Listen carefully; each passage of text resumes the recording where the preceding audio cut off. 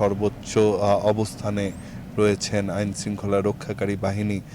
তবে সাধারণ মানুষ যেটি বলছেন যে প্রিয় এই নেত্রী আসলে যখন স্বপ্ন পূরণের সময় এসেছে, যখন দেশ গঠনের সময় এসেছে, তখন তখন আসলে তখন তখন আসলে এই দেশ গঠনের জন্য যখন নতুন বাংলাদেশের স্বপ্ন পূরণ হবে, তখন কিন্তু সেটি আর তিনি দেখে যেতে পারলেন না।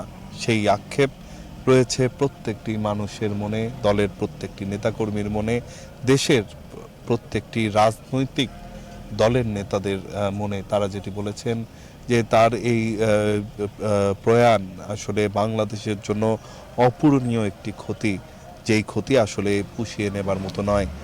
দক্ষিণ প্লাজার ভেতরে প্রবেশ করছে তার নিথর দেহটি, যেখান থেকে শেষ বিদায় জানানো হবে এই আপসহীন নেত্রীকে।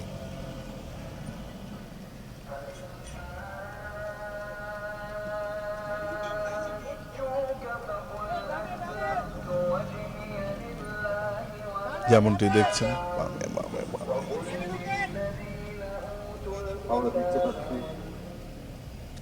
আমাদের গাড়ি ঢুকে গেছে।